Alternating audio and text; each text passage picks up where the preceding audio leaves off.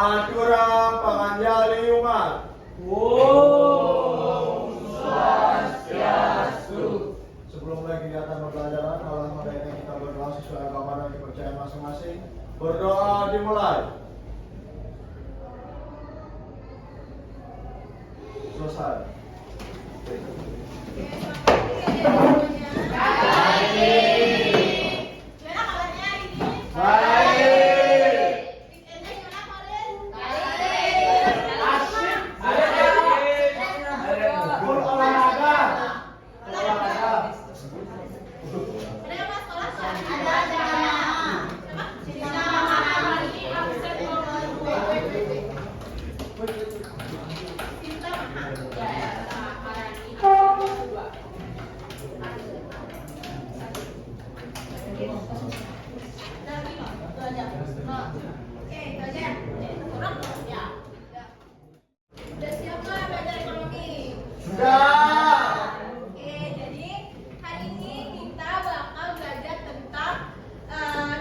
Tentang hal yang berkaitan dengan kehidupan kita sehari-hari. Nah, jadi aku mau nanya dulu, pernah nggak kalian ngerasa kalau misalkan harga cabai, terus harga minyak, habis itu harga beras itu kayak kadang naik, kadang harganya juga turun, pernah ngerasa nggak? Rasa. Nah, kenapa sih kayak harga suatu barang itu berubah-ubah? Siapa namanya?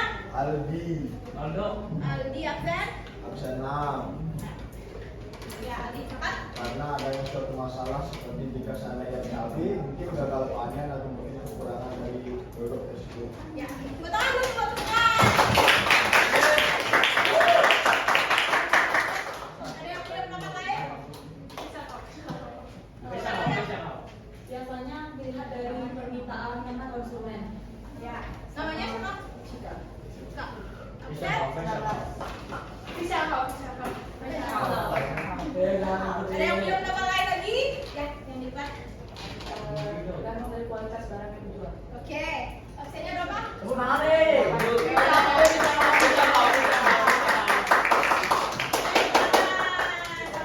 Oke, jadi udah benar yang dikatakan sama teman-teman kalian. Jadi naik turunnya harga suatu barang itu dipengaruhi oleh tidak hanya naik turun itu saja, tapi dipengaruhi oleh misalkan banyaknya orang yang ingin membeli barang tersebut, atau juga dipengaruhi sama banyaknya barang yang dijual seperti itu. Nah, itulah yang disebut dengan permintaan dan penawaran. Jadi hari ini kita akan belajar mengenai permintaan dan penawaran. Nah, ada yang tahu nggak ini permintaan itu apa sih? Yang Cinta bisa dulu. Permintaan adalah jumlah barang atau jasa yang diinginkan dan mampu dibeli oleh konsumen untuk memenuhi kebutuhan pada berbagai tingkat harga dan waktu. Ya, jadi permintaan itu merupakan banyaknya barang dan jasa yang ingin dibeli dan mampu kita beli pada harga tertentu dalam waktu tertentu juga. Nah, ada konsep dari permintaan.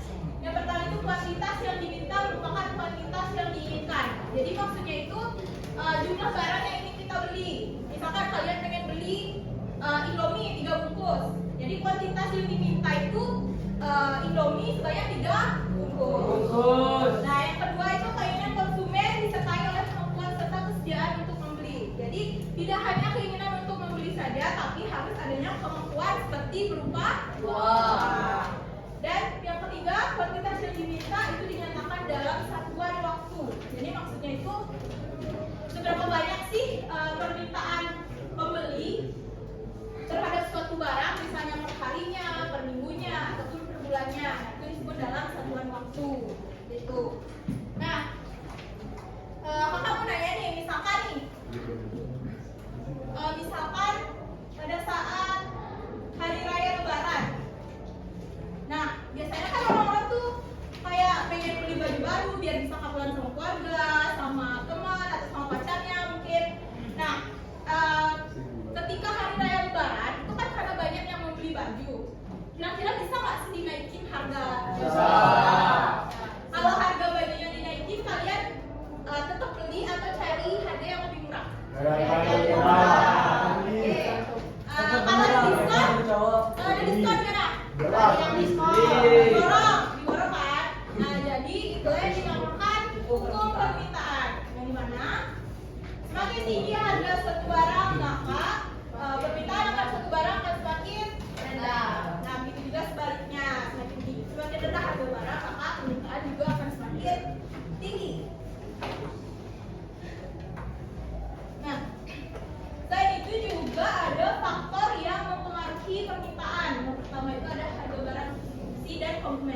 Jadi barang substitusi itu barang pengganti. Contohnya, kalian suka kopi, tapi harga kopinya itu mahal. Jadi kalian pindah untuk membeli teh karena harganya lebih murah. Nah, itu disebut dengan barang substitusi. Kalau barang komplementer itu barang saling melengkapi. Jadi misalkan kalian punya mobil, tentu mobil membutuhkan bensin. Nah, ketika harga bensin naik, maka permintaan mobil akan turun. Nah, yang kedua ada jumlah pendapatan. Jadi semakin banyak orang punya uang, maka lebih banyak akan membeli barang. Dan sebaliknya, kalau mereka sedikit punya uang, berarti mereka akan lebih berhemat. Ya. Yang ketiga ada jumlah dan karakteristik penduduk. Jadi semakin tinggi jumlah penduduk di suatu wilayah, maka permintaan juga akan semakin tinggi. Yang ketiga ada perubahan tradisi, mode dan selera masyarakat. Jadi misalkan nih ada tren terhadap suatu barang, nah otomatis barang tersebut akan langsung meningkat. Itu ada permintaan kue, misalkan buat silaturahmi. Nah itu contohnya. Terus yang terakhir ada kondisi sosial dan ekonomi. Jadi misalkan pada saat kemarin kan ada pandemi. Nah tentu kita membutuhkan masker atau juga hand sanitizer. Nah dengan seperti itu maka permintaan masker dan hand sanitizer juga semakin meningkat. Nah selanjutnya yaitu penawaran. Sebelumnya ada yang tahu nggak penawaran? Ya yang di belakang. Penawaran adalah kuantitas barang dan jasa yang tersedia dan dapat ditawarkan oleh produsen kepada konsumen pada setiap tingkat harga selama waktu tertentu. Ya namanya siapa? Iya. Absen? 2, 3. Nah jadi udah benar yang dikatakan sama dia. Jadi penawaran itu merupakan banyaknya barang dan jasa yang ingin dan mampu dijual oleh produsen pada tingkat harga tertentu dalam waktu tertentu juga. Sehingga hukum penawarannya itu semakin tinggi harga barang, maka produsen itu akan semangat dalam menjual barang karena untuk memperoleh keuntungan. Nah, begitu juga sebaliknya, semakin rendah harga barang, maka barang yang ditawarkan itu juga semakin sedikit. Terus ada juga faktor yang mempengaruhi. Yang pertama ada kemajuan teknologi. Misalkan perusahaan memiliki mesin yang canggih untuk menghasilkan barang dan jasa yang lebih banyak dalam waktu singkat. Terus yang kedua ada biaya produksi. Misalkan ketika biaya produksi itu mahal, jadi produsen bakal mikir 2 kali kayak dalam memproduksi banyak barang. Terus yang ketiga, persediaan sarana produksi. Jadi ketika sarana produksi itu tidak lengkap, jadi sistem produksinya juga akan terhambat. Nah, selain itu juga ada peningkatan jumlah produsen. Jadi jika banyak yang jual barang, maka barang yang ditawarkan juga akan semakin banyak. Dan yang terakhir ada peristiwa alam seperti yang dikatakan sama Aldi tadi, misalkan kayak banjir, itu kan petani bisa gagal panen. Nah biasanya petani kan menghasilkan beras. Ketika terjadinya gagal panen, maka beras yang ditawarkan di pasar itu semakin rendah juga. Sampai sini ada yang perlu ditanyakan nggak? Ya, paham ya? Selanjutnya, CJ.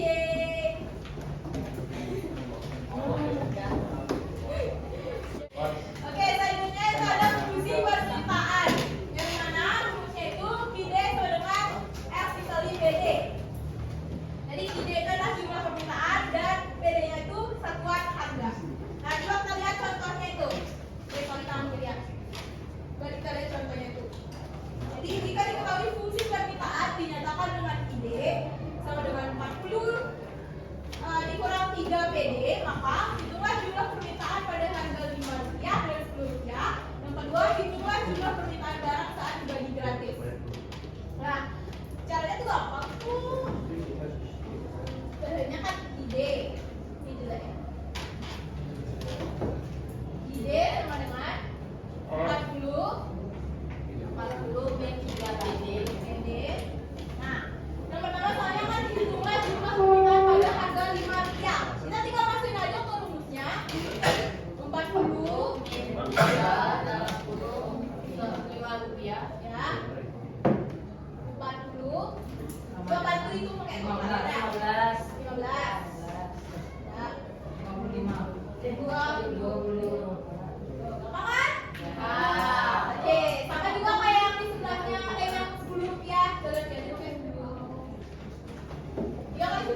Oke,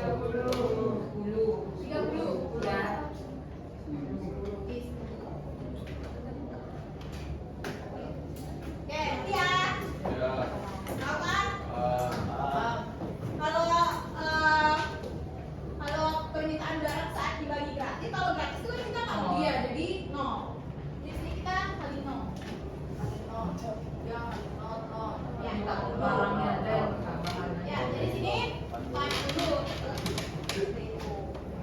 Ada yang mau ditanya nggak di sini? Serius? Bisa lanjut? Serius.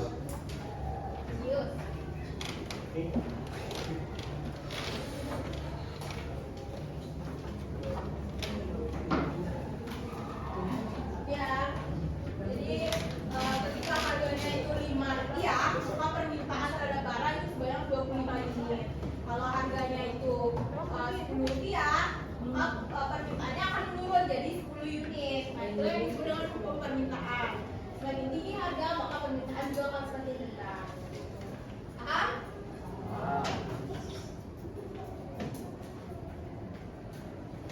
Nah, ini sama juga caranya. Ya, jadi ide itu digambarkan dengan permintaan, kalau penawaran itu digambarkan dengan KS. Coba 2 PS ya. 2 PS min 5. Jadi ketika harganya 5 rupiah, 2 kali 5 5 kurang 5. kurang 5 10 rupiah. 20. Nah, wah, 2 kali 5. Oh iya, 25. Ya, ya. Kalau juga yang 10, kalau 10 berapa? 2 kali 10, 15. 10, 15. Oke. Oke.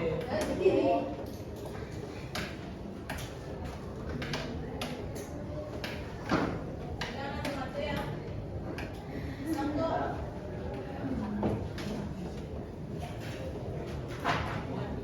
Nah, selanjutnya ini kesamaan permintaan dan penawaran. Di mana rumusnya itu D dikurang P1 per P2 dikurang P1 sama dengan Q dikurang Q1 per Q2 dikurang Q1. Kalau P itulah hamba, kalau Q itu jumlah barangnya. Ya. Nah, kalau kita lihat contoh. Jika ada barang 60.000 per unit, maka jumlah permintaan itu sebanyak 20 unit. Dan jika harga barang 40.000 per unit, maka jumlah permintaan itu sebanyak 30 unit. Muncullah fungsi permintaan. Kita buat juga. Boleh. Yang P1 itu apa? Yang mana? Saya mau. Yang belum, yang belum. Saya. Ini buat Paling yang ini Pak.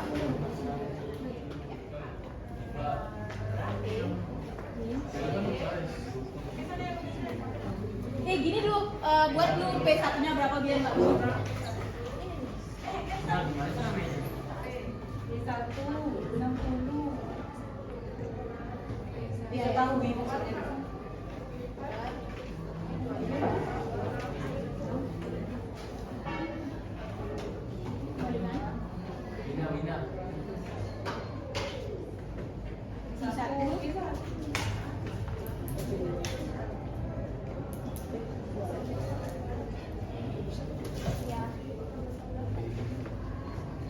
P1-nya berapa?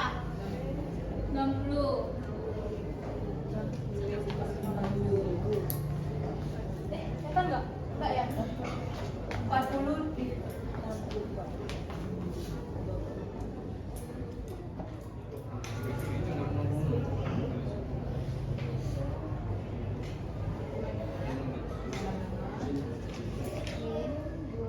Kak, turunkan dulu.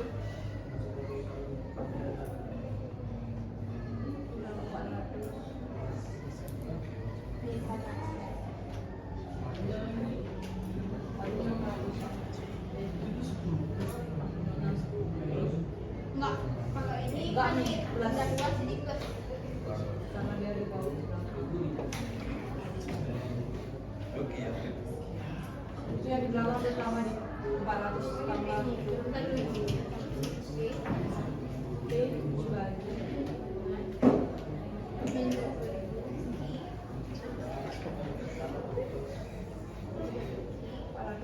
400 sama 600 200 plus 200 dibagi B sama dengan 20.000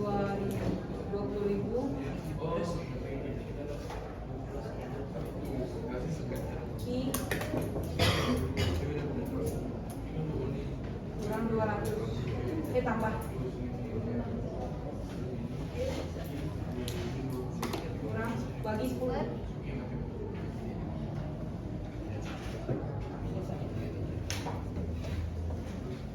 20.000 min 20.000 2.000 dibagi 10 2.000 I I plus 200.000 dibagi 10 20.000 Dah. Oke, kasih dulu tepuk tangan buat temennya. Nah, jadi ini contoh perhitungan dari fungsi permintaan. Ada yang belum ngerti nggak? Udah ngerti nggak? udah Oke, bisa lanjut ya? Iya. Ada yang mau coba nggak? Ya. Coba kamu deh. Sweet deh, sweet.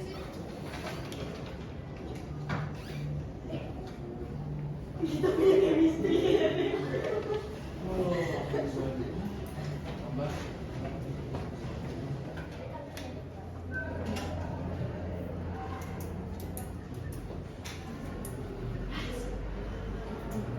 kan kalau naik kan nggak usah dijadiin plus minus kan betul kan Ya. 1000 kali 11 plus ini plus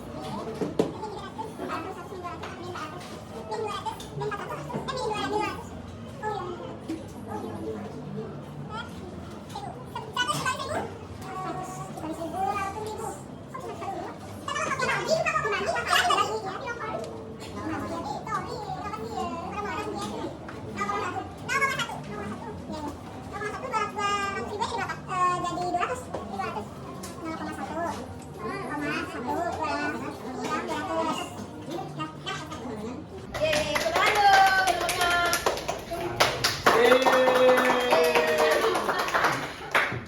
B2-nya itu 4.000. Kita tinggal masukin di rumusnya ini, habis itu kita kalikan silang.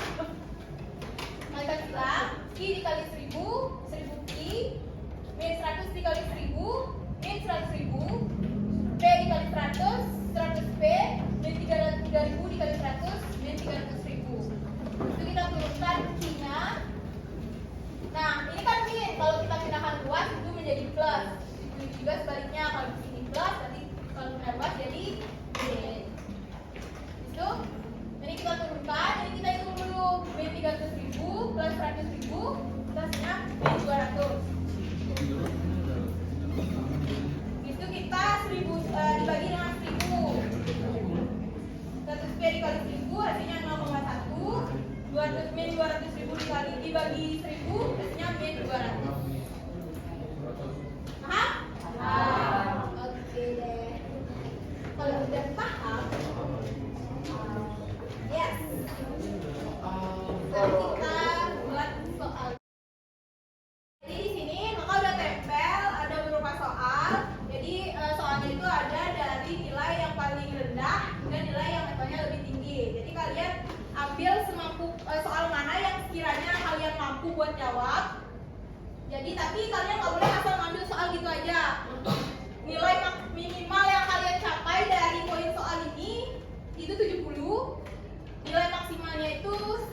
Paham nggak? Ah, Ini bisa dimulai dari sekarang. satu aja aja. Anjir kan bilang apa? 30 nih. Gua mau ngomong Bebas sampai satu. Sampai mau 30 lagi Andre beneran. Sampai 30. Sampai 30. Lebihan aja deh biar kayak biar Kalau mau buat di lempiran boleh, di buku juga boleh. Gimana cara nempel ya? Ini pakai lem, siapa mau lem nih? Saya. Mau nanya? Satu. Yang Kak, ini satu kak.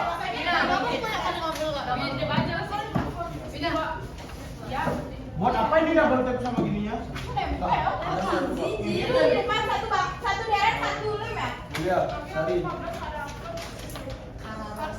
Gimana nih?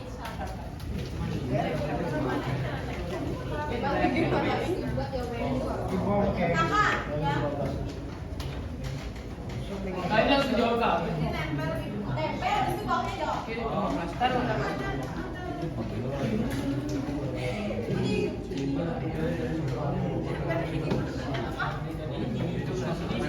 Aku ada. Pakai lem di depan.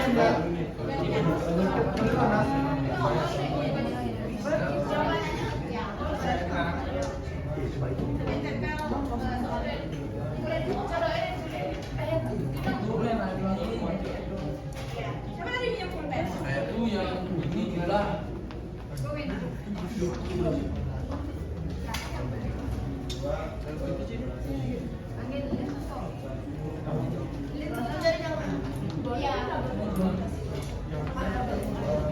Yang di bawahnya. Lemnya di depan. Cepat lagi. Ayo kang ini. Wih.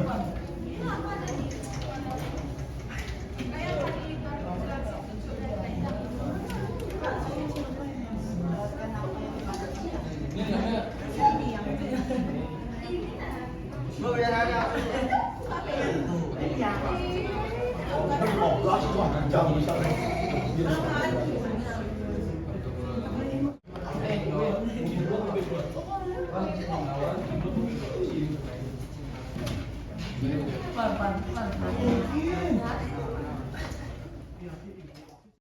Udah selesai semuanya?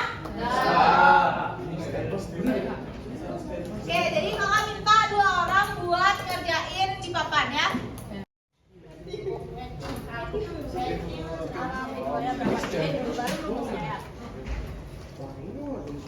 Ketahui dulu men. Ya.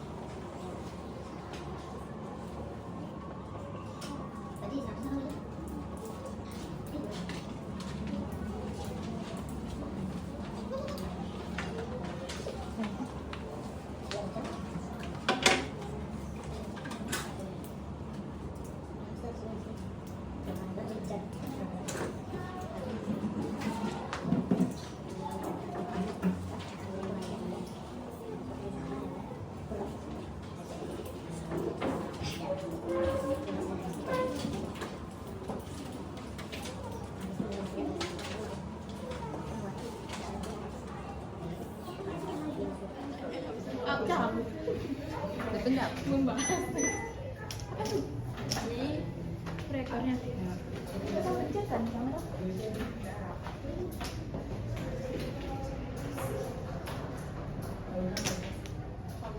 Berapa? 300. Iya.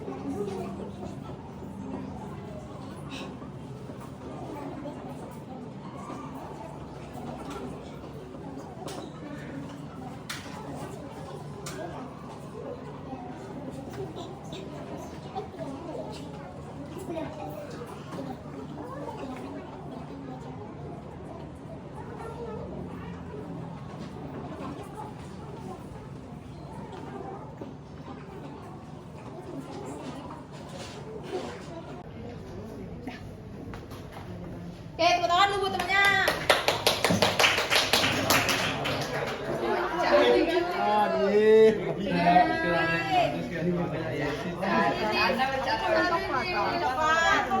Thank you. Mereka ngantri. Mereka ngantri juga. Apa dia? Coklat. Boleh noni Andre? Thank you. Yang hijau. Kasih Kak. Dia. Bukan aku ya sih. Ini biasa. Saya di sini Kak. Boleh, boleh. Kamu mau kemas sama rasa coklat? Oke. Kelihatan. Yang coklat ya? Ya. Adi. Eko, dapat kan Tris? Lagi 2 aja. Dapat kan. Terima kasih Tante. Yang ungu tuh Boleh belum boleh? Coklat tapi bukan permen. Iya, ya kan sana ya. Yona. Oh, pasti ada coklat tapi enggak ada.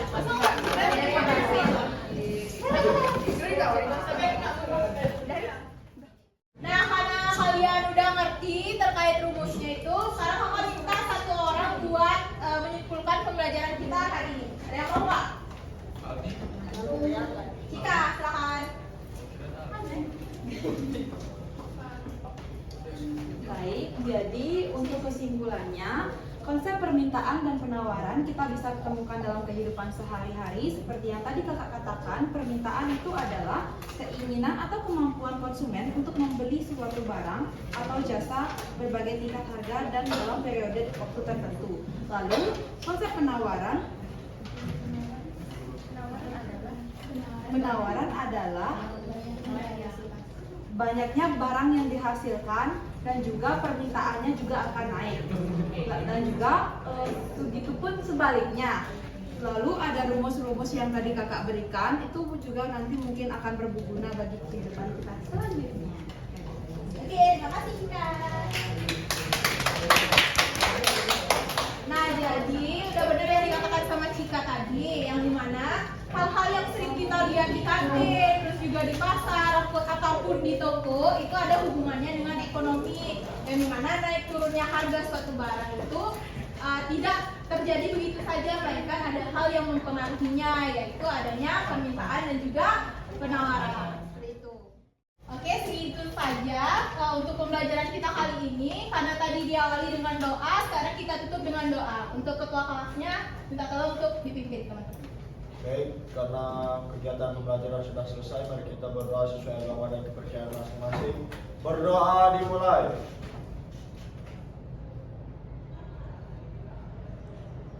Berdoa selesai.